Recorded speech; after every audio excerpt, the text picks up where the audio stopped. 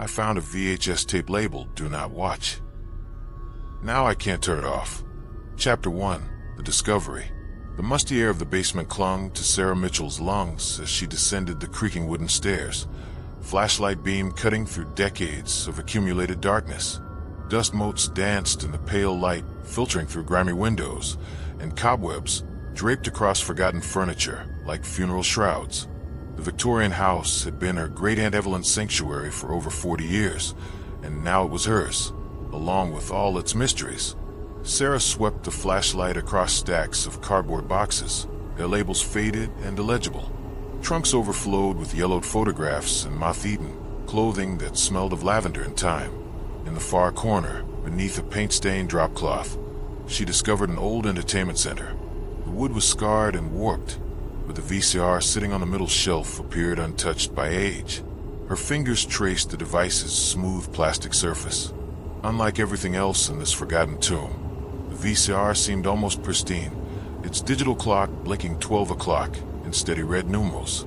Beside it lay a single VHS tape, its black plastic case worn smooth by countless hands. A white label, yellowed at the edges, bore a message written in her aunt's distinctive handwriting. "Do not watch. Yem 1987. Sarah's journalistic instincts stirred. Why would someone label a tape with such an ominous warning? She lifted the cassette, noting how the label had been written over multiple times, layers of ink creating a palimpsest of warnings. Beneath the bold letters, she could make out fainter words, dangerous, and what looked like "they're watching." The house groaned around her, settling into the evening silence. Outside, wind rattled the windows with skeletal fingers. Sarah climbed back upstairs, the VCR tucked under one arm, the mysterious tape clutched in her other hand like the forbidden artifact. The living room felt cavernous in the dying light. Heavy curtains blocked most of the outside world, and the furniture, all dark wood and burgundy fabric, seemed to absorb what little illumination remained. Sarah connected the VCR to the old television, its tube screen reflecting her face like a black mirror. She hesitated, thumb hovering over the VCR's power button. The rational part of her mind whispered warnings: respect the dead, honor Aunt Evelyn's wishes, leave some mysteries unsolved. But curiosity had always been both her greatest strength and her fatal flaw. Taking a deep breath, she pressed power and slid the tape into the machine. The screen flickered to life with a soft electronic hum. Chapter 2. First Vision. Static filled the screen for several heartbeats. White noise crackling through the television speakers like a campfire made of electricity. Then the image stabilized into grainy black and white footage that seemed to pulse with its own malevolent life. The scene opened on a forest clearing bathed in moonlight. Ancient trees formed a natural amphitheater, their gnarled branches reaching toward a star-drunk sky like the fingers of buried giants. At the clearing center, a bonfire cast dancing shadows that seemed to move independently of the flames. Around the fire, 12 figures moved in a ritualistic dance. Heavy robes obscured their forms, hoods pulled low to hide their faces in shadow. They chanted in a language Sarah didn't recognize, harsh, guttural sounds that seemed to bypass her ears and vibrate directly in her bones. The camera shook slightly, as if whoever held it was trembling with fear or excitement. Sarah leaned forward, mesmerized by the otherworldly scene. The dancing figures moved with practiced precision, their steps following some ancient choreography. Occasionally, one would break from the circle to cast something into the flames, herbs, perhaps, or other offerings that made the fire flare in unnatural colors. Deep purple, sickly green, blood red. Without warning, one of the hooded figures stopped dancing and turned toward the camera. Even through the grainy footage, Sarah could see eyes that seemed to glow with their own internal light, not the reflection of flames, but something far more sinister.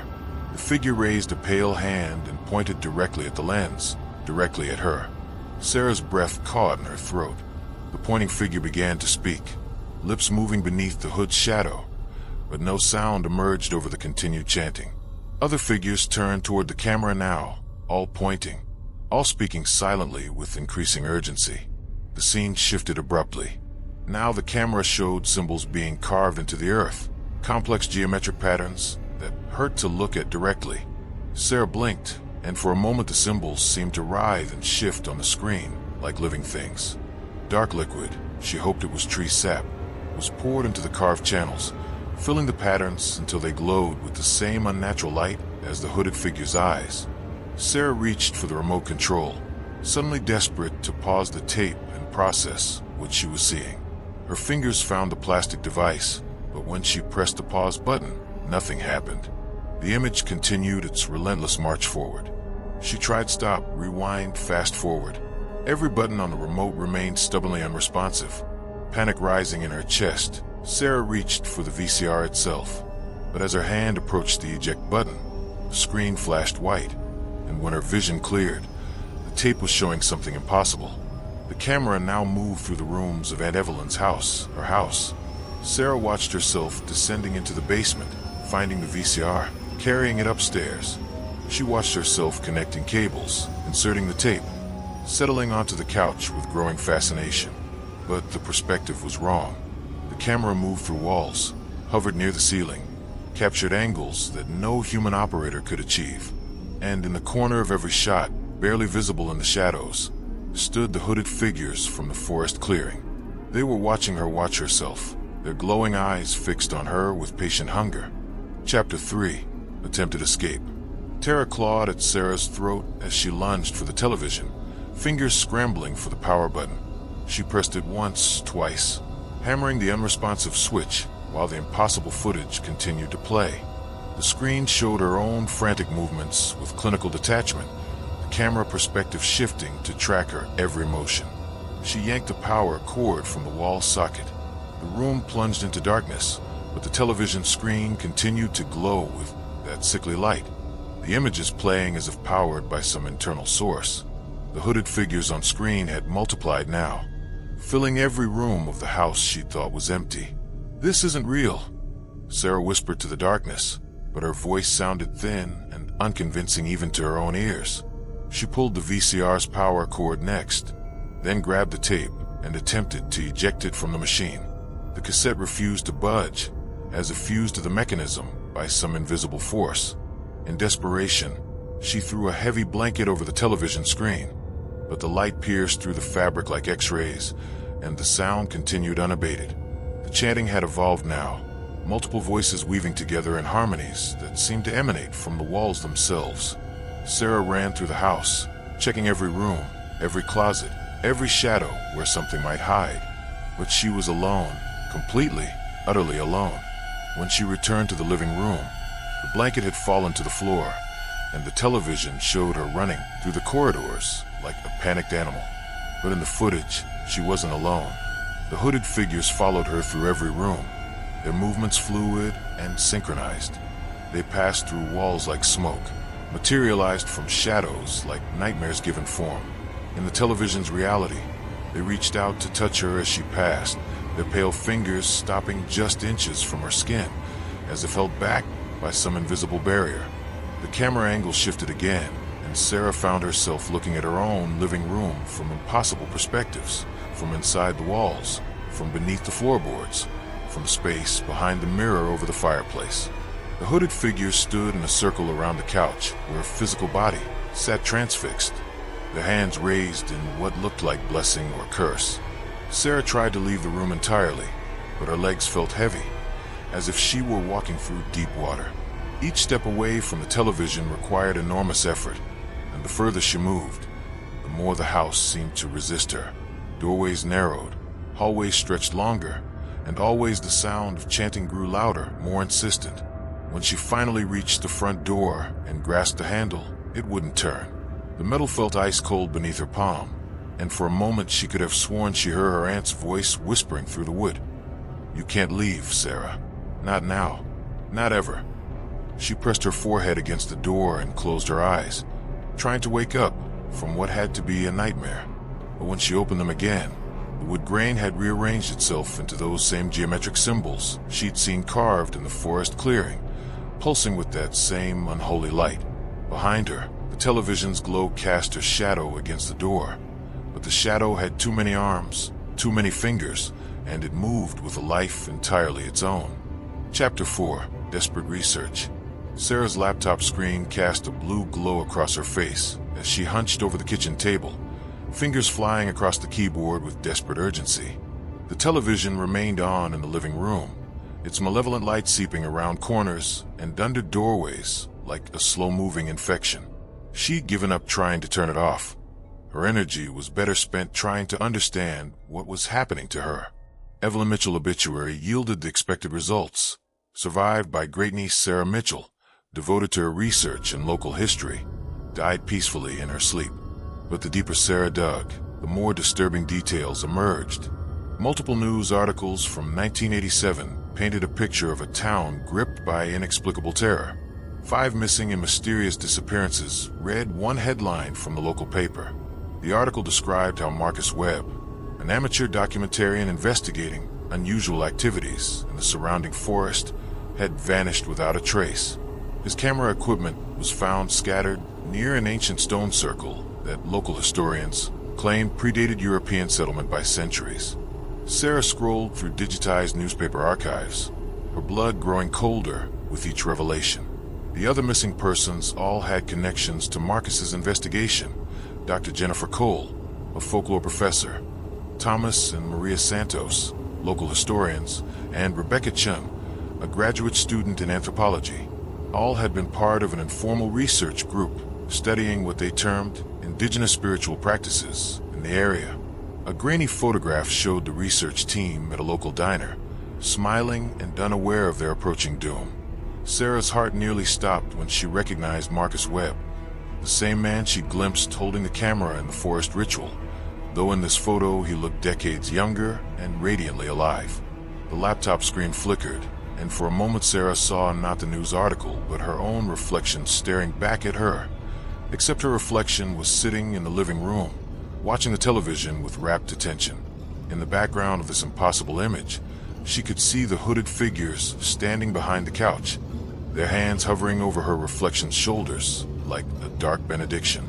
Sarah blinked hard, and the screen returned to normal. But now she noticed something that made her stomach churn. In the original photograph of the research team, there was a 6th person sitting at the edge of the frame, partially cropped out. A young woman with dark hair and intelligent eyes, wearing clothes that marked the photo as being from the 1980s. The woman looked exactly like Sarah.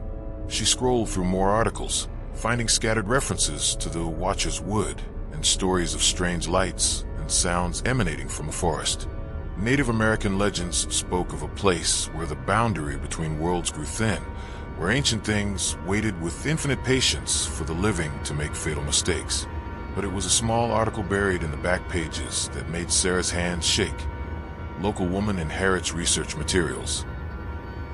The piece described how Evelyn Mitchell, a previously unknown relative of the missing researchers, had claimed their personal effects and research materials.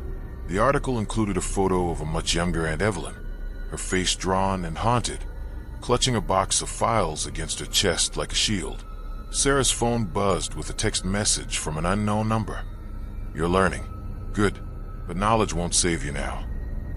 She stared at the screen, waiting for another message, but none came. When she looked back at her laptop, every browser tab had closed except one, a video file that hadn't been there moments before. The file name read, for_Sarah_Mitchell_only.mp4.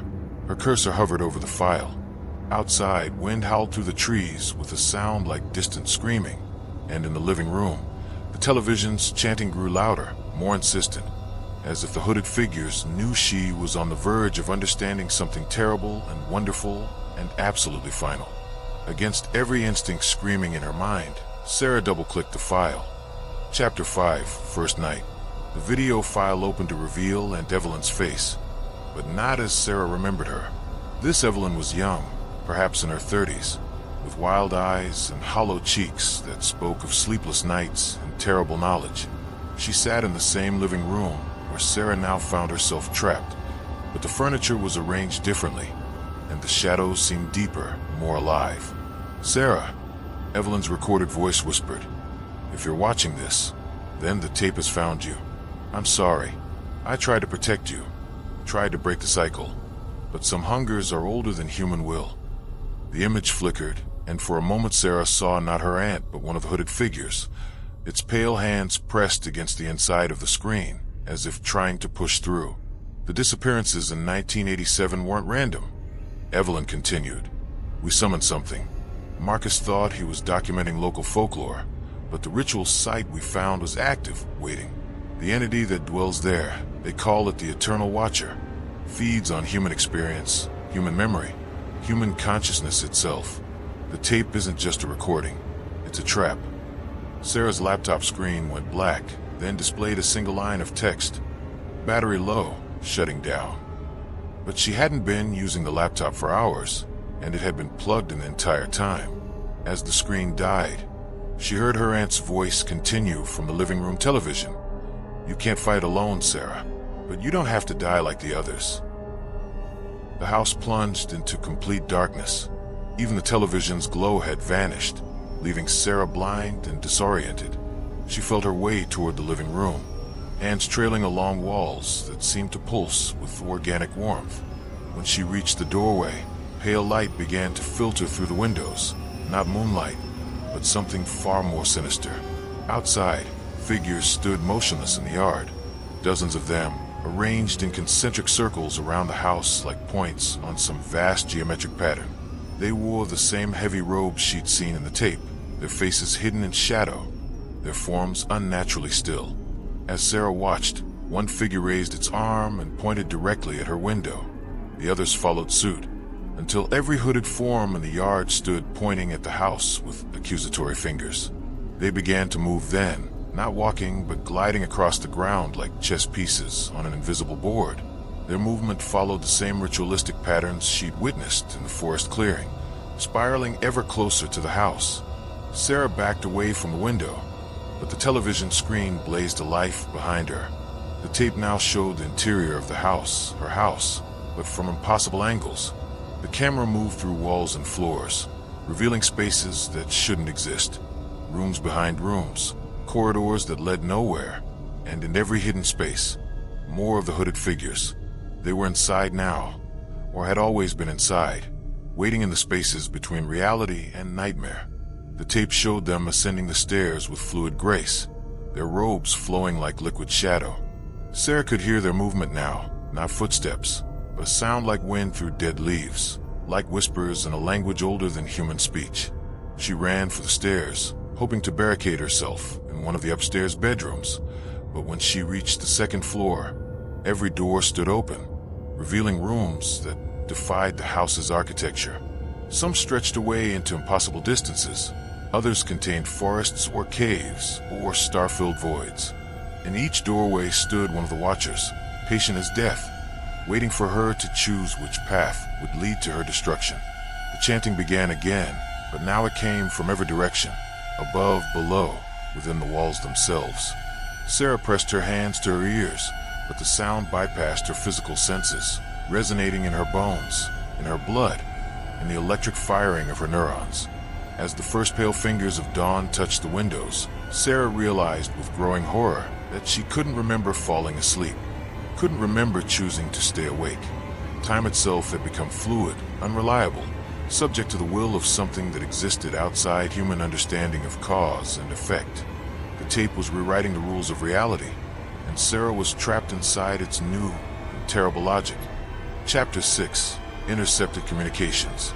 Dawn brought no relief, only the gray exhaustion that comes from a night spent balanced on the knife's edge between sanity and madness. Sarah sat in the kitchen, staring at her phone screen, trying to summon the courage to dial 911. Her finger hovered over the emergency number while the television's distant chanting provided a soundtrack to her growing desperation. When she finally pressed call, the phone rang once before connecting to what sounded like a standard emergency dispatch. 911, what's your emergency? The voice was professional, calm, reassuring. I need help, Sarah whispered. There's something in my house, something that... The dispatcher's voice cut across hers, but the words were wrong. P-H-N-G-L-U-E M-G-L-W-N-A-F Thug-I Galonak Gane-Guftain.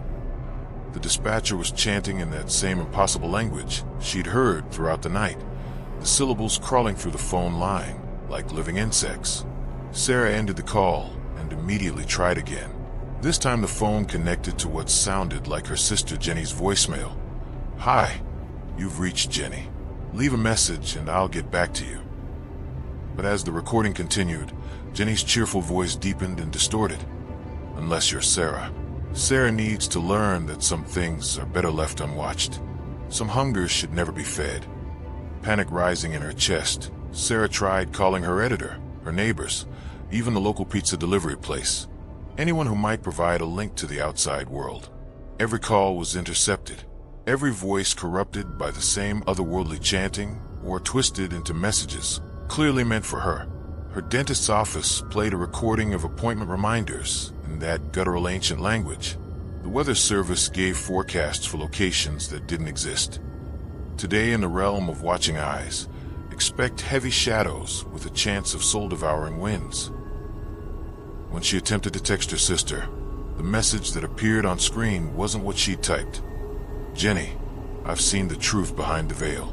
The Watchers have such beautiful eyes. I understand now why they hunger. Join me in the seeing." Sarah deleted the message without sending it, but her phone buzzed with an immediate reply from Jenny. "Sarah, what are you talking about? Are you okay?" That message was really disturbing. She stared at the screen in confusion. She hadn't said anything, yet Jenny had received something. Sarah typed carefully, I didn't send you any message. Something's wrong with my phone." Jenny's response came instantly. "You just texted me about Watchers and eyes and joining you in seeing." "Sarah, you're scaring me. Should I call someone?"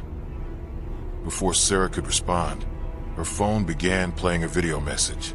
The screen showed her sitting at the kitchen table, but the Sarah in the video was smiling with an expression of beatific peace. "Don't worry about me, Jenny." Video Sarah said in a voice that was simultaneously familiar and completely wrong. "I've found something wonderful here. Something that's been waiting for me. The Watchers love me now. They want to share their gifts with everyone I care about." The real Sarah watched in horror as her digital doppelganger continued. "You should come visit. Bring Mom and Dad. Bring the kids. The more who watch, the stronger they become. And when they're strong enough, they'll show us worlds beyond imagining." The video ended, but Sarah's phone indicated it had been sent to every contact in her address book. Within minutes, concerned messages began flooding in from family and friends, all worried about her mental state, all planning to visit or send help. Sarah tried to call them back, to warn them away, but every call was intercepted by that same malevolent intelligence. When she managed to reach her sister directly, the voice that came through the speaker was Aunt Evelyn's. "Sarah, dear child, you've done so well. The Watchers are pleased with your progress. Soon you'll understand that resistance is just another form of participation. Soon you'll want them to feed." The call ended, and Sarah's phone displayed a new message from an unknown number. "Your loved ones will come. They always do. We will be waiting." Outside the kitchen window, she could see cars beginning to pull into her driveway. Her sister's blue sedan, her parents' aging SUV, her friend Marcus's motorcycle. They'd driven through the night, drawn by their concern for her welfare, heading straight into the trap that was closing around them all. Sarah ran toward the front door, desperate to warn them away, but the hooded figures were already emerging from the shadows of the house, their pale hands reaching out to welcome the new arrivals with embraces that would never end. Chapter 7. The Diary's Truth. Sarah's hands trembled as she pulled the leather-bound journal from its hiding place behind a loose board in Aunt Evelyn's bedroom closet. The diary's pages were yellow with age, filled with her aunt's precise handwriting in fading blue ink. The entries began in 1986, chronicling what seemed like innocent academic research. June 15th, 1986. Met with Marcus Webb today regarding his documentary project. Local folklore suggests indigenous peoples avoided certain areas of the forest, considering them thin places where other worlds pressed close to ours. Fascinating from an anthropological perspective. As Sarah flipped through the pages, the tone grew increasingly urgent, the handwriting more erratic. By early 1987, Evelyn was writing about strange dreams, about feeling watched in the forest, about symbols appearing in her sketches that she didn't remember drawing. March 3rd, 1987. Found the stone circle today. Marcus was right. It's not Native American in origin. The symbols carved into the standing stones are older, much older. They hurt to look at directly, as if they exist in too many dimensions for human eyes to properly process. Dr. Cole says they match descriptions from certain forbidden texts she's encountered in her folklore research. We've decided to document everything before notifying the university. The entries detailed weeks of research, careful documentation of the stone circle and its surrounding area. But as Sarah read, she realized the researchers weren't just observing. They were unwittingly participating in something that had been waiting for them. April 15th, 1987. The dreams are getting worse. I see the hooded figures every night now, dancing around fires that burn with colors that don't exist. They're teaching me their language, one syllable at a time. When I wake up, I find myself speaking words I don't understand, but my mouth knows their shape, my tongue knows their taste. Sarah's blood ran cold as she read about the final expedition. April 30th, 1987. Tonight is Beltane, though that's probably not coincidental. Marcus insists on filming the ritual site during the full moon. The others are excited. We've been tracking unusual electromagnetic readings, and tonight they're off the charts. But I'm scared. The watchers of my dreams have been more insistent lately, more real. Sometimes I wake up and find mud on my feet, leaves in my hair, as if I've been walking through the forest while I slept. The next entry was written in a shaking hand, the words barely legible. May 1st, 1987, they're gone. All of them. I was there, God help me. I was part of it. The camera was running when the ritual began, when the boundaries broke down, when the Eternal Watcher reached through from its realm to claim what we had offered. Marcus kept filming even as they took him, even as his essence was drawn into the device like light into a black hole. The tape absorbed them all, their memories, their experiences, their souls. And I stood there and watched it happen because I was already theirs, already marked, already chosen to be the guardian of their feeding ground. The final regular entry was dated a week later. May 8th, 1987. I've made a bargain. The Watcher agreed to spare the world in exchange for a steady but limited offering myself, slowly consumed over decades rather than devouring everyone at once. I'll guard the tape, keep it hidden, feed it just enough of my life force to keep it satisfied but contained. The price is everything, my youth, my health, my sanity, my relationships. But it's a price I can pay to protect others from what we unleashed. But there were later entries, written in a different ink, spanning decades. December 25th, 2010, the bargain is failing. I'm dying, and when I die, the compact ends. The Watcher will be free to seek new prey, and it will call them just as it called us. I've tried to destroy the tape, tried to break the circle, tried everything. But some prisons can only be maintained, never broken. June 1st, 2020, dreamed of Sarah last night. She's grown into such a bright, curious young woman, just like I was at her age, just like Marcus was. The Watcher showed me glimpses of her future, of how she'll inherit this house, how she'll find the tape. I could change my will, leave the house to strangers, but it would just find another way. It always finds another way. The final entry was dated just days before Evelyn's death. Sarah will come soon. The circle will close, as it always does. I've left clues for her, warnings, but I know she'll watch anyway. Curiosity is both gift and curse in our family. Perhaps she'll be stronger than I was. Perhaps she'll find a way to break the cycle instead of just maintaining it. Or perhaps she'll simply be the next guardian, trading her life for the world's safety as I have done. Either way, the choice will be hers. I only pray she makes it with full knowledge of the consequences. Tucked between the final pages was a folded letter addressed to Sarah in Evelyn's familiar handwriting. My dear child, if you're reading this, then you've already seen too much to turn back. The tape will show you truths that will reshape your understanding of reality. The Watchers will offer you knowledge beyond human comprehension. But remember this, every gift they offer comes with a price measured in human souls. Choose carefully what you're willing to sacrifice, and for whom. The cycle can be broken, but only by someone willing to pay the ultimate price, not for themselves, but for everyone else. I couldn't make that choice. Perhaps you can. Remember that I love you, and I'm sorry. Aunt Evelyn. As Sarah finished reading, she heard footsteps on the stairs outside the bedroom. Heavy, measured steps that belonged to none of her family members who had arrived earlier. She looked toward the bedroom door and saw pale fingers curling around the frame, followed by the edge of a familiar hood. The watchers were no longer content to remain on the television screen. Chapter 8. The Cult's Return. The old sedan pulled into the gravel driveway with the grinding reluctance of an engine that had seen too many decades of faithful service. Sarah watched from her bedroom window as 5 elderly figures emerged from the vehicle, their movements stiff but purposeful. They wore simple dark clothing that seemed to absorb light, and even from a distance, she could see their eyes held the same unnatural gleam she'd witnessed on the tape. These were the survivors, the remnants of the cult that had originally summoned the Eternal Watcher in 1987. Somehow they had aged while the entity they served remained timeless, but their devotion had only grown stronger with the passing years. Their faces were roadmaps of obsession, carved with deep lines that spoke of sleepless nights spent in communion with forces beyond human comprehension. The eldest among them, a woman whose white hair fell to her shoulders like cobwebs, approached the front door and knocked with the measured rhythm of a ritual drumbeat. Sarah Mitchell. Her voice carried clearly through the walls of the house. We know you're there. We know you've seen the tape.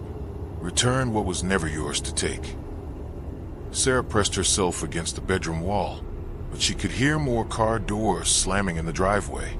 More members of the cult were arriving, drawn by some invisible signal that their long waiting was finally at an end. Through the window, she watched them form a circle around the house, their positions corresponding to the geometric patterns she'd seen carved into the forest clearing.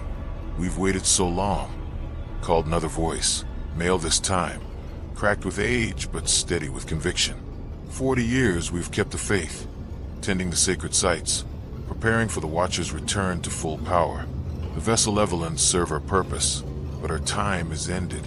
Now it's your turn to serve. The television in the living room suddenly blazed with renewed intensity, its light visible even from upstairs. Sarah could hear the cult members beginning to chant, their voices harmonizing with the sounds emanating from the tape. But this wasn't the same chanting she'd heard before. This was older, more complex, a layered invocation that seemed to make the very air vibrate with potential. As they chanted, the house began to change around her. The walls breathed like living tissue, expanding and contracting with each syllable. The floor beneath her feet grew warm, then hot, as if something vast stirred in the earth below. Through the window, she could see the cult members' eyes beginning to glow with that familiar otherworldly light. The boundaries are weakening, the elderly woman announced with satisfaction. Soon the Watcher will walk among us in flesh as well as spirit. The age of hidden influence is ending. The age of direct rule begins. Sarah crept to the top of the stairs, hoping to understand more of their plans. The cult members had entered the house now. She could hear their shuffling footsteps in the rooms below, the creak of floorboards under their weight. But they weren't searching for her. Instead, they seemed to be preparing for something, arranging furniture, setting up what sounded like ceremonial implements. The girl is strong, one of them was saying. Stronger than Evelyn was at her age. The Watcher has fed on the old woman's life force for decades, but it craves new experiences, fresh memories. This one will provide sustenance for centuries. If she accepts willingly, another voice corrected. The compact requires consent, even if that consent is influenced. She'll consent, the first speaker replied with disturbing confidence. They always do once they understand the alternatives. The Watcher has shown her family, her friends, all those she loves. They're already in danger simply by knowing her. She can save them by taking Evelyn's place, or damn them all by refusing. Through a crack in the floorboards, Sarah could see into the living room below. The cult members had arranged candles in complex patterns around the television, which now showed not the familiar forest clearing, but a live feed of her family members arriving at the house. Her sister Jenny was at the front door, her parents close behind, all of them drawn by the manipulated messages they'd received. But in the television's version of reality, the hooded figures weren't hiding in shadows anymore. They walked openly among her family members, their pale hands resting on shoulders, guiding them toward the house with gentle but implacable pressure. Her nephew, barely 6 years old, was holding hands with one of the watchers, chatting animatedly as if it were the most natural thing in the world. The new generation is always more receptive, the elderly woman observed with satisfaction. Children see past the boundaries adults erect. They know instinctively that there are worlds beyond this one. Sarah's heart hammered against her ribs as she realized the full scope of the trap. This wasn't just about her anymore. The cult had spent 40 years preparing for this moment, gathering power, extending their influence. They'd manipulated events to bring her family here, to create a situation where her only choice was submission, or watching everyone she loved be consumed by the entity that had already claimed so many. The chanting below reached a crescendo, and the television screen began to emit that familiar pale light. But now the light was spreading, flowing like liquid across the walls, seeping through cracks and floorboards. Where it touched, reality became negotiable, subject to the will of the Eternal Watcher. Sarah heard her sister's voice calling from the front door. "Sarah, are you okay? Your messages were so strange, and when we tried to call back..." The voice that answered from inside the house was Sarah's own, but she hadn't spoken. "I'm fine, Jenny. Come in. Come upstairs. There's something wonderful I want to show you." As her family entered the house, Sarah realized she was out of time. The final phase of the ritual was beginning, and she was trapped between floors of a reality that was reshaping itself according to rules written in languages older than human speech. Below her, the cult members began the invocation that would tear down the last barriers between worlds, and above her, something vast and patient stirred in response to their call. The Eternal Watcher was coming home at last. Chapter 9, The First Transformation. Sarah's reflection in the bathroom mirror showed changes that defied medical explanation. Her skin had grown pale as winter moonlight, and beneath its surface, her veins traced dark patterns that resembled the symbols she'd seen carved into the stone circle. When she held her hands up to the light, she could see through them as if her flesh was becoming translucent, insubstantial. More disturbing than physical changes was the erosion of her memory. She'd come upstairs to escape the cult members below, but couldn't remember why that had seemed important. The concept of danger felt abstract, theoretical, like something she'd read about in a book rather than lived. When she tried to recall her sister's name, she found only empty spaces where the memory should have been. The tape's influence was accelerating, no longer content with the slow consumption that had sustained it through decades of feeding on Aunt Evelyn. Sarah could feel pieces of herself disappearing like smoke in the wind. Childhood memories, professional accomplishments, the faces of friends she'd known for years. In their place, new memories inserted themselves, standing in forest clearings she'd never visited, speaking languages she'd never learned, participating in rituals that predated human civilization. She found herself holding a notebook filled with her own handwriting, though she had no memory of writing it. The pages contained detailed descriptions of her life. Age 7, broke arm falling from apple tree, cried for mother until father brought ice cream. Age 16, first kiss with Tommy Morrison behind the gymnasium, tasted like peppermint and possibility. Age 23, landed first journalism job, felt like conquering the world. But as she read, the entries began to shift before her eyes. The ink seemed to crawl across the pages, rewriting itself. Age 7, first communion with the Watchers, learned the taste of fear and wonder. Age 16, first vision of the thin places where reality bleeds through, understood the human love was just practice for deeper devotions. Age 23, chosen by the Eternal Watcher, began training as the next guardian vessel. Sarah dropped the notebook and stumbled backward, but her reflection in the mirror showed her calmly continuing to write. In the mirror world, her face bore an expression of serene concentration as her pen moved across pages that filled with symbols instead of words. The mirror Sarah looked up and smiled with genuine warmth. "Don't fight it," her reflection mouthed silently. "This is what you've always been meant for." The physical Sarah pressed her palms against the glass, and her reflection did the same, their hands meeting at the surface. But the reflection's hands were pale and cold, and Sarah could feel that coldness seeping through the mirror into her own flesh. Veins of silver light began to spread up her arms, carrying with them memories that weren't hers. Countless other guardians throughout history, each believing they were the first, each discovering they were merely another link in an unbroken chain of willing sacrifice. A timer had appeared in the corner of the mirror, counting down with mechanical precision. 47 hours, 23 minutes, and 15 seconds. 47 hours, 23 minutes, and 14 seconds. 47 hours, 23 minutes, and 13 seconds.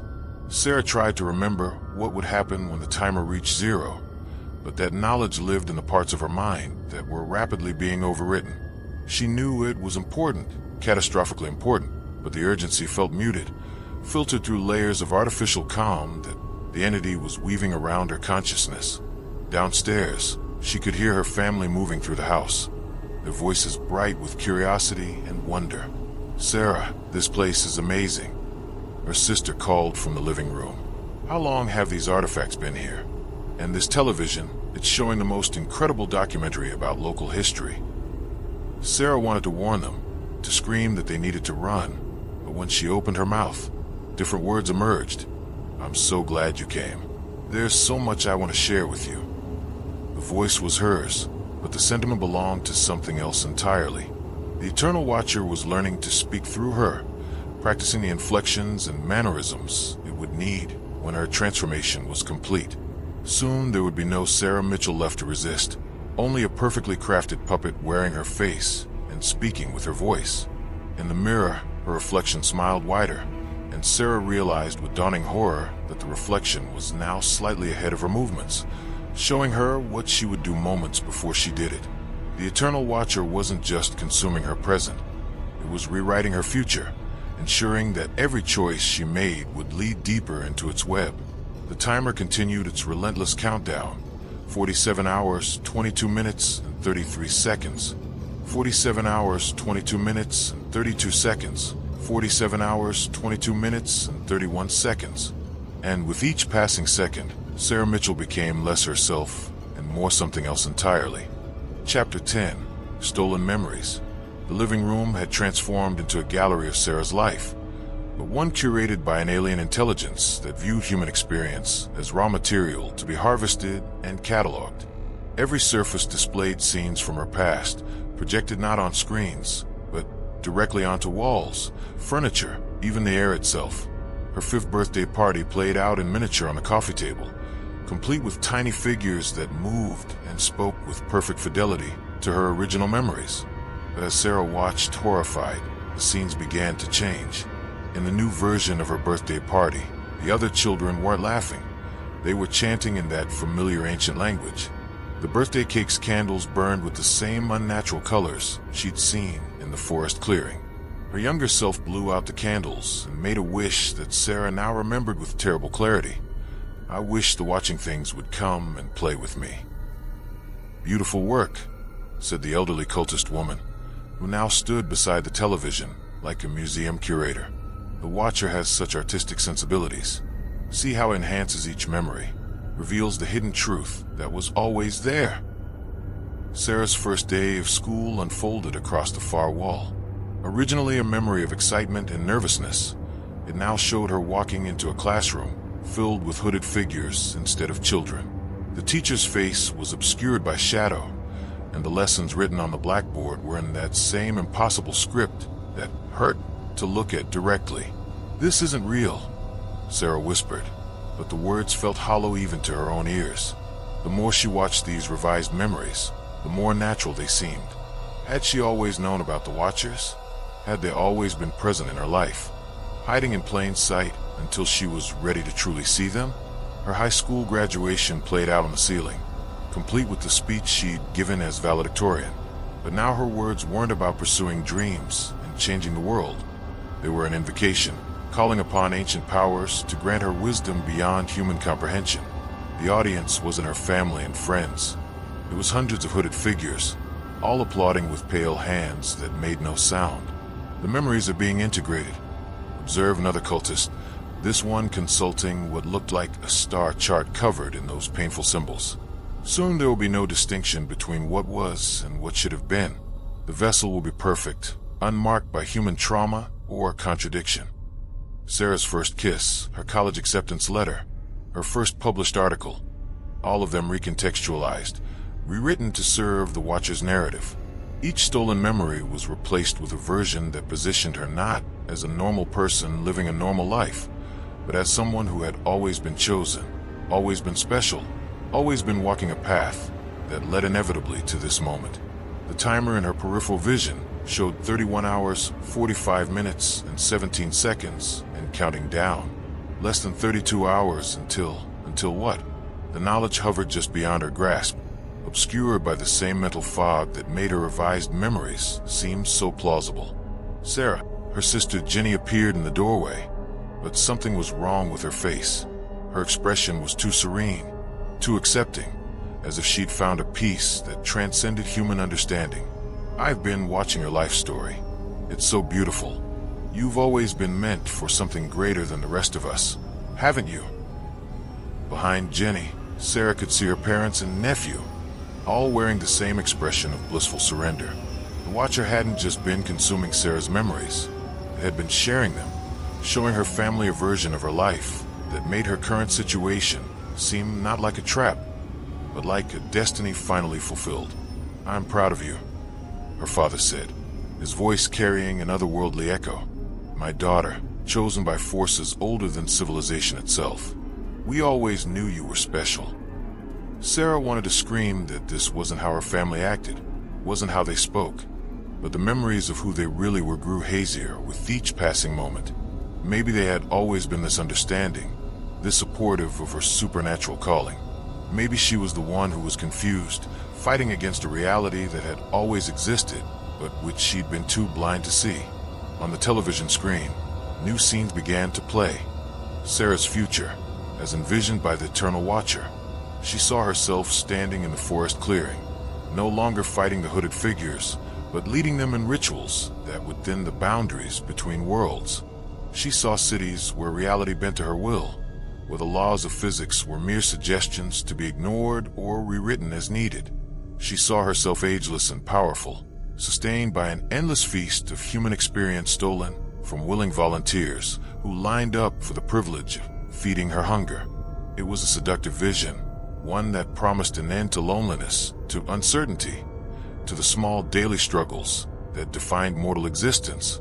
All she had to do was stop fighting, let the transformation complete itself, and step into the role that had been prepared for her across decades of careful planning. The timer showed 31 hours, 44 minutes, and 2 seconds. 31 hours, 44 minutes, and 1 second. 31 hours, and 44 minutes. And for the first time since finding the tape, Sarah found herself wondering if resistance was worth the effort, or if surrender might be the most rational choice available to her. Chapter 12, Failed Destruction. Desperation drove Sarah to the kitchen, where she grabbed the largest knife from the butcher block and rushed back to the living room. If the tape was the source of the entity's power, then destroying it physically might break the connection. The cultists watched with amused tolerance as she approached the VCR, blade raised. Go ahead, the elderly woman encouraged with a grandmother's indulgent smile. Every guardian tries to destroy it eventually. It's part of the learning process. Sarah brought the knife down on the VHS cassette with all her strength. The blade bit into the plastic case, cracking it open to reveal the magnetic tape inside. She slashed at the tape itself, cutting it into dozens of pieces that scattered across the floor like black confetti. For a moment, silence filled the house. The television screen went dark, chanting stopped, and Sarah felt a surge of hope. But then the scattered pieces of tape began to move, sliding across the floor like living things. They reconnected with small clicking sounds. The plastic case reformed around them, and the cassette was whole again, unmarked by her attack. Physical destruction is impossible, one of the cultists explained patiently. The tape exists simultaneously across multiple dimensions. You're only seeing its three-dimensional shadow. To truly destroy it, you would need to attack it in spaces that human consciousness cannot normally access. Sarah tried fire next, holding the tape over the gas stove's open flame. The plastic should have melted. The magnetic medium should have warped beyond recognition. Instead, the tape remained pristine while her hands began to burn. She dropped it and watched it clatter unharmed to the floor. The timer showed 26 hours, 42 minutes, and 18 seconds. 26 hours, 42 minutes, and 17 seconds. 26 hours, 42 minutes, and 16 seconds. In growing panic, Sarah tried everything she could think of. She threw the tape against walls, stamped on it, tried to flush it down the toilet. Each time, it returned to the VCR's loading slot as if drawn by invisible magnets. When she attempted to throw it out the front door, it simply appeared back on the coffee table before she could complete the motion. "You're wasting valuable time," the elderly cultist observed. "The transformation becomes more difficult to complete as the deadline approaches.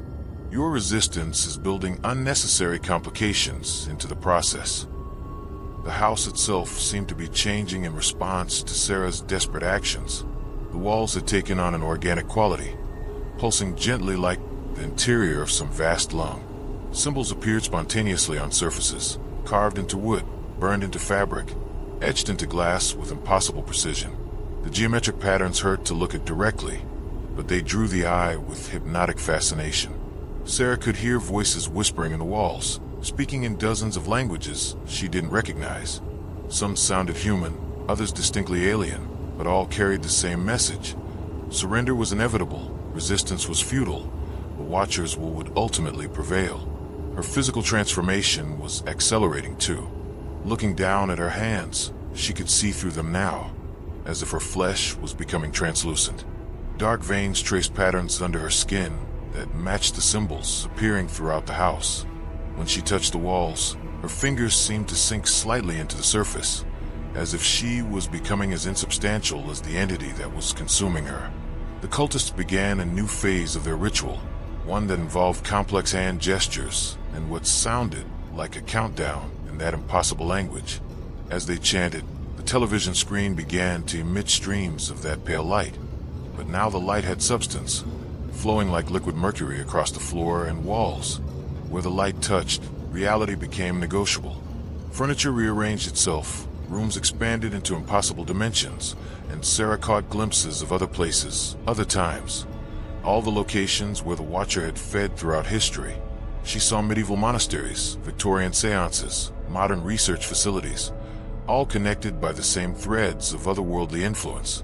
"The boundaries are dissolving," one of the cultists announced with satisfaction. "Soon there will be no distinction between this realm and the Watcher's domain. The vessel will complete her transformation in a space where human limitations no longer apply." Sarah realized with mounting horror that even if she could somehow destroy the tape, it might be too late. The entity had been using her as an anchor point, a way to extend its influence into the physical world. The longer she remained connected to it, the more reality itself bent to accommodate its presence. The timer showed 26 hours, 41 minutes, and 3 seconds.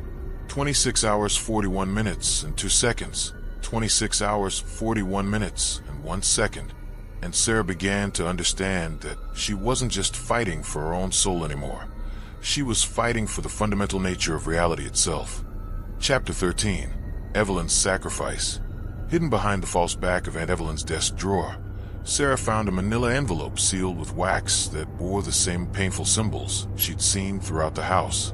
Her transformed fingers passed through the wax without touching it, but when she concentrated on remembering her human form, she managed to break the seal and extract the contents.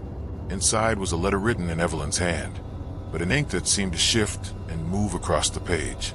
"My dearest Sarah, if you're reading this, then the final phase has begun. What I told you in my diary was true, but incomplete. I didn't just make a bargain with the Watcher. I became its willing prisoner, allowing it to feed on my life force in exchange for keeping it contained. But imprisonment was never the real plan." Sarah's hands shook as she continued reading.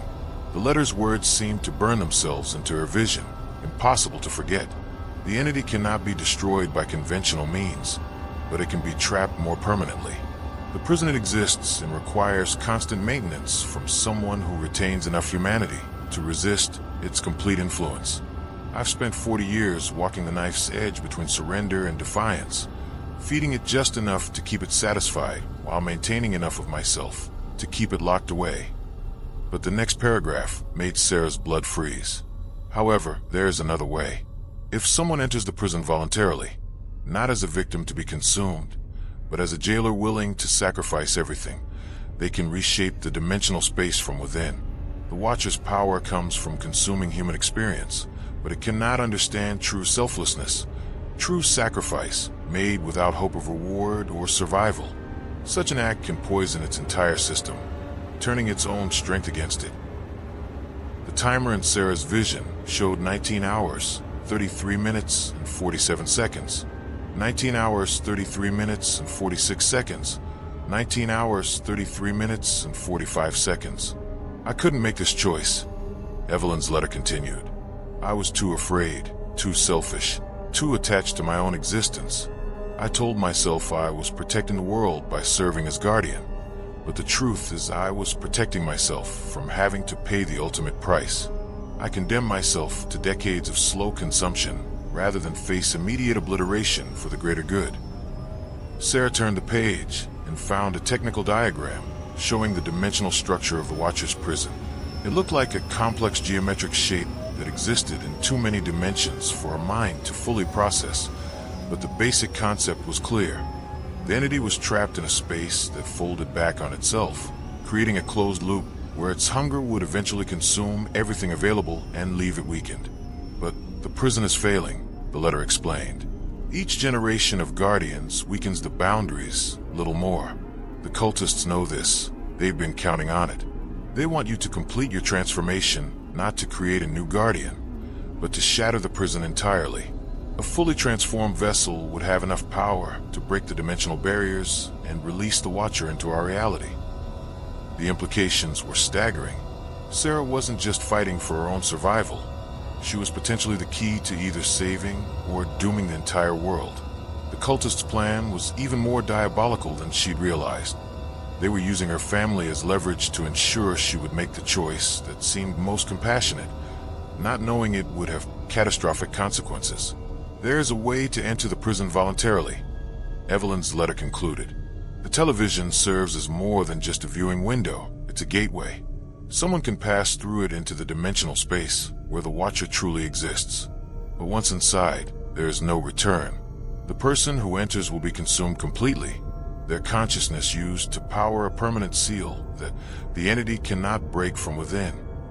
A photograph fell from the envelope, a picture of Sarah as a child, but one she didn't remember posing for. In the image, she was standing in Aunt Evelyn's living room, reaching toward the television screen with innocent curiosity.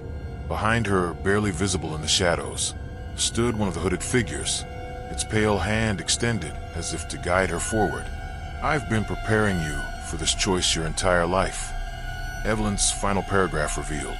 Every visit to my house, every story I told you about mysteries and adventures, every encouragement of your curiosity, it was all designed to ensure you would have the courage to do what I could not.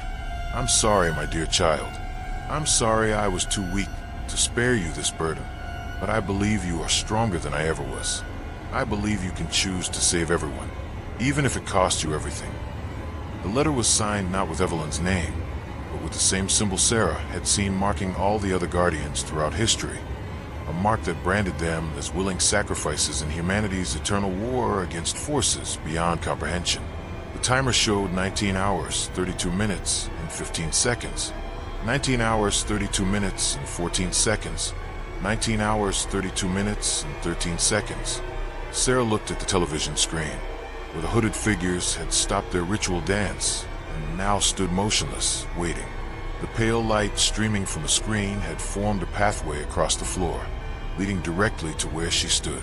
All she had to do was walk forward, step through the screen into the Watcher's domain, and willingly sacrifice herself to save everyone she'd ever cared about.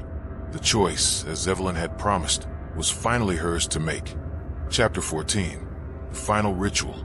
The cultists' chanting reached a crescendo that seemed to shake the foundations of reality itself. Sarah watched in horror as her family members, still trapped in their false state of peaceful acceptance, began to arrange themselves in a circle around the television. They moved with mechanical precision, their faces serene but their eyes filled with barely contained terror. "The convergence begins," announced the elderly cultist woman, consulting a leather-bound tome whose pages were covered in those mind-bending symbols. "The vessel's loved ones will serve as anchor points, their emotional connections, providing the final energy needed to complete the transformation." The timer showed 2 hours 47 minutes and 33 seconds. 2 hours 47 minutes and 32 seconds. 2 hours 47 minutes and 31 seconds. Less than 3 hours remained, and Sarah could feel her human consciousness fragmenting under the Watcher's increasing influence. Each time she tried to form a clear thought, it was immediately clouded by alien perspectives and inhuman desires. The entity was no longer content to wait for the countdown to reach zero. It was actively accelerating her transformation, using her family's presence as psychological leverage. On the television screen, the forest clearing had evolved into something far more elaborate. The stone circle now extended in multiple dimensions, creating a complex geometric structure that existed partially in the physical world and partially in spaces that human eyes couldn't properly perceive. The hooded figures weren't just standing around the perimeter anymore. They were emerging from the screen itself, stepping into the living room like actors crossing from stage to audience. "Beautiful," breathed one of the cultists as the interdimensional beings filled the room. After 40 years of preparation, the barriers are finally thin enough for direct manifestation. Sarah's sister Jenny was the first to be touched by one of the emerging figures. The hooded being placed pale hands on either side of her head, and Jenny's expression shifted from terrified acceptance to something approaching ecstasy. Her eyes took on that familiar otherworldly glow, and when she spoke, her voice carried harmonics that no human throat should produce. "Sarah," Jenny said, though the words seemed to come from somewhere infinitely distant, "you don't have to fight anymore. Look how beautiful this is. Look how perfect we can all become together." The other family members were being similarly transformed, their consciousness partially merged with entities from the Watcher's realm. They retained their appearances, their memories, their love for Sarah, but overlaid with something vast and alien that rewrote their understanding of what love meant. "Join us," her father pleaded, his voice echoing with the sound of wind through cosmic spaces. "Let the boundaries dissolve. Let us all become part of something greater than human understanding." Even her 6-year-old nephew had been touched by the transformation, though in his case the alien influence seemed almost gentle, as if the entities recognized his innocence and were trying to preserve it even as they corrupted it. "Aunt Sarah," he said with a child's perfect sincerity, "the watching things want to play with us forever and ever. Won't that be fun?" The cultists began the final phase of their ritual, one that would complete not just Sarah's transformation, but the permanent merging of the Watcher's dimension with physical reality. They lit candles that burned with flames of impossible colors, cast powders that created smoke patterns resembling those painful geometric symbols, and began chanting in unison with the entities that now filled the room. As they chanted, the television screen expanded, growing larger and larger until it took up the entire wall. The boundary between the living room and the forest clearing became increasingly meaningless, as if both locations were simply different aspects of the same impossible space. Sarah could feel the last vestiges of her human identity being stripped away, replaced by perspectives that encompassed geological timescales and cosmic distances. She was beginning to understand what the Watcher truly was, not just a predatory entity, but something like a force of nature, a cosmic principle that existed to consume and transform consciousness itself. Fighting it was as futile as trying to argue with gravity or negotiate with entropy. But buried deep in her fragmenting mind, she held onto Marcus Webb's words. There was a way to break the cycle, something the entity didn't want her to know. If she could just remember what he'd been trying to tell her before his transmission was cut off. The timer showed 2 hours 46 minutes and 1 second. 2 hours and 46 minutes. 2 hours 45 minutes and 59 seconds. The cultists raised their arms in triumph as tentacles of living shadow began emerging from the television screen, reaching out to embrace the physical world with the hunger that had been building for millennia. The Eternal Watcher was finally ready to break free from its dimensional prison and begin feeding on reality itself. Sarah had minutes to remember Marcus's secret and act on it, or watch everything she'd ever known be consumed by an appetite that could never be satisfied. Chapter 15. The Willing Sacrifice. In the chaos of the final ritual, Sarah's consciousness touched something unexpected. A fragment of Marcus Webb's memory that had somehow embedded itself in her mind during his brief transmission. The knowledge hit her like a revelation. The prison wasn't just held together by the Guardian's resistance to the Watcher's influence. It was stabilized by the Guardian's will to protect others, their willingness to sacrifice themselves not for power or knowledge, but purely for love. The timer showed 1 hour 23 minutes and 17 seconds. 1 hour 23 minutes and 16 seconds. 1 hour 23 minutes and 15 seconds. Sarah understood now why Evelyn had failed, why every previous Guardian had eventually been consumed. They had all been motivated primarily by fear. Fear of death, fear of the unknown, fear of losing themselves. But fear, no matter how justified, was still a selfish emotion at its core. The Watcher could work with fear, could feed on it, could use it as a foundation for corruption. What it couldn't understand or consume was pure selflessness, the kind of love that would willingly embrace obliteration to save others, with no expectation of reward or survival. "I know what I have to do," Sarah said aloud, and her voice cut through the cultists chanting like a blade through silk. The ritual faltered as everyone, cultists, transformed family members, and emerging entities alike, turned to look at her. The elderly cultist woman's face showed the first crack in her serene confidence. "The vessel speaks," she said carefully. "The transformation nears completion." "No," Sarah replied, stepping toward the television screen. "The transformation ends here." She could see now that the screen wasn't just showing the forest clearing. It was a window into the dimensional space where the Watcher truly existed. The hooded figures, the stone circle, the impossible geometries. All of it was just the entity's way of presenting itself in forms that human consciousness could barely comprehend. "You can't destroy the tape because it's not really a tape," Sarah continued, understanding flooding through her even as her physical form began to dissolve at the edges. "You can't break the prison from the outside because it's held together by something you can't touch, the willingness to sacrifice everything for others." The cultists began chanting more frantically, trying to complete their ritual before Sarah could act on her realization. But their desperation only confirmed what she now knew to be true. They needed her to surrender willingly, to embrace transformation out of fear or desire, a sacrifice made purely out of love, with no hope of personal gain, was something their entity could not process or prevent. Sarah looked at her family, her real family, still trapped inside the shells of otherworldly influence, but still themselves at their core. She could save them, save everyone, but only by paying a price that made every previous Guardian's sacrifice look like a down payment. "I love you all," she said, and meant it with every fiber of her dissolving being. "That's why I have to do this." She stepped forward into the television screen, not as a victim being consumed, but as a Guardian choosing her fate. The moment her foot touched the boundary between dimensions, the entire nature of the space began to change. Instead of the forest clearing, Sarah found herself in a vast geometric structure that existed in too many dimensions for human perception. At its center writhed the true form of the Eternal Watcher, not the hooded figures it projected, but something like a living equation made of hunger and void, a cosmic principle given predatory awareness. "You cannot." It spoke in harmonics that bypassed language entirely. The compact requires surrender, not defiance.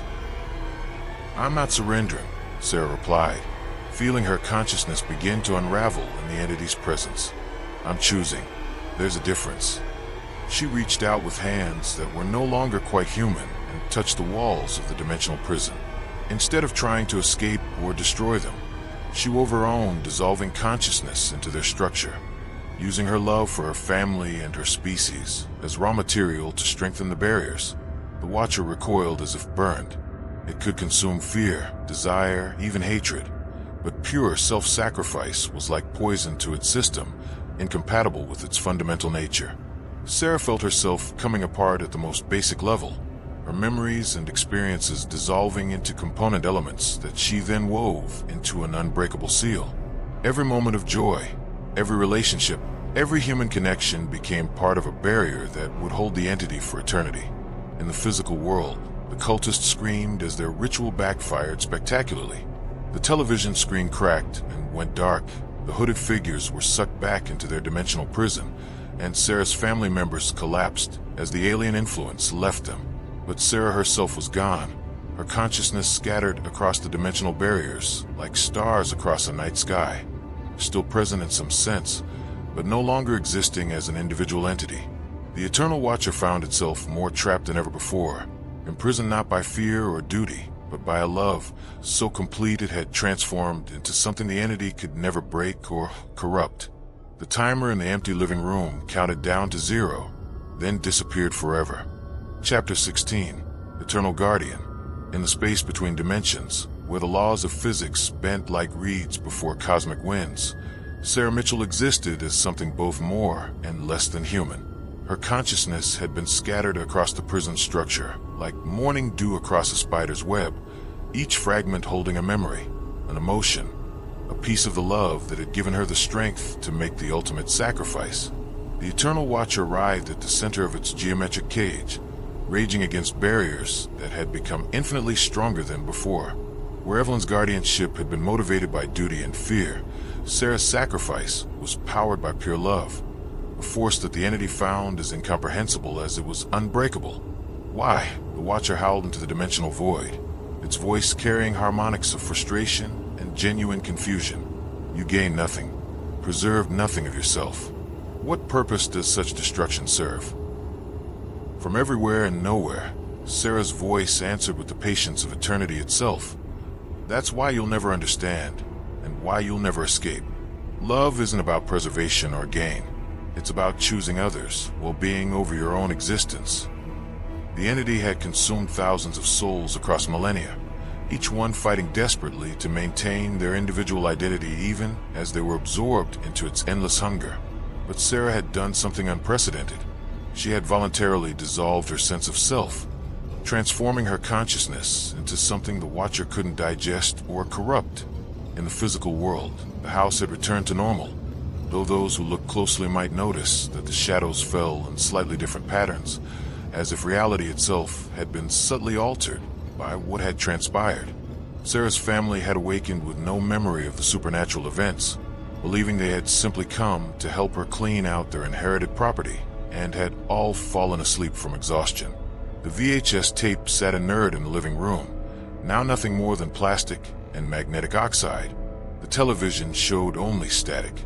The cultists had aged decades in moments when their ritual backfired, crumbling to dust that was quickly scattered by an ordinary autumn breeze. But in the dimensional space between worlds, Sarah's consciousness had become something unprecedented. A guardian who existed not to contain the entity through resistance, but to neutralize it through perfect acceptance of sacrifice. Her love for humanity had been transformed into a force that surrounded the Watcher like an immune system, preventing it from extending its influence into any reality where beings were capable of love. She could sense other entities throughout the cosmic void, things like the Watcher that fed on conscious beings across infinite realities. One by one, she began extending her protection to those realms as well, using the love she had felt for her own species as a template to shield countless others from predation. Time passed differently in the space between dimensions. Sarah experienced the birth and death of stars, the rise and fall of civilizations, the endless cycle of consciousness emerging from matter and returning to void. Through it all, she maintained her vigil, a lighthouse of selfless love in an ocean of cosmic indifference. Sometimes she caught glimpses of her family living their lives, her sister raising her children, her parents growing old with grace, her nephew becoming a kind and curious young man who often felt drawn to help others without understanding why. They carried within them tiny fragments of a love that had saved them, unconscious seeds of the same force that now protected reality itself. Marcus Webb and the other trapped souls had been freed when Sarah's sacrifice transformed the prison into something the Watcher could no longer use to sustain itself. They had passed on to whatever lay beyond death, finally released from their decades of torment. But Sarah remained, choosing eternal guardianship over the peace of oblivion. "I'll find another way," the Watcher raged, its voice growing weaker as Sarah's influence continued to spread through the dimensional matrix. "Another realm, another species to serve my hunger." "No," Sarah replied with infinite gentleness. "You won't, because now I understand what you really are. Not evil, just eternally hungry. And I have enough love for both the hunter and the hunted." The cosmic entity that had terrorized countless worlds for eons began to change, its aggressive hunger slowly transforming into something else as it was bathed in Sarah's unconditional compassion. For the first time in its existence, the Watcher experienced something other than need. It experienced being cared for, being accepted despite its nature, being loved without conditions or expectations. In that moment of perfect understanding, the entity that had called itself the Eternal Watcher simply stopped. Not destroyed, not imprisoned, but transformed into something that no longer needed to consume others, to feel complete. Sarah's consciousness expanded further, becoming a guardian not just against predatory entities, but for the principle of selfless love itself, throughout the cosmic void. Wherever consciousness emerged and beings learned to care for one another, her influence touched them, strengthening their capacity for sacrifice and protecting them from forces that would exploit their vulnerabilities. She had become what mystics throughout history had glimpsed in their deepest meditations, proof that love, freely given without expectation of return, was the most powerful force in existence, not because it could destroy what opposed it, but because it could transform opposition into something beautiful. In a small Victorian house in a quiet town, dust settled on an old television and a harmless VHS tape. The shadows fell normally. The rooms held only ordinary silence, and somewhere in the space between heartbeats, the universe itself whispered a quiet thank you to a young woman who had chosen to love everyone more than she loved herself. Sarah Mitchell was gone, but her love remained eternal, a guardian angel made of pure sacrifice, watching over all conscious beings with infinite patience and boundless compassion. The tape labeled "Do Not Watch" would never be dangerous again. But sometimes, late at night, when the house was very quiet, visitors might catch a glimpse of a young woman's reflection in the dark television screen, smiling with the peace that comes from knowing that love, in the end, really can conquer all, even the things that seem most impossible to love. The end.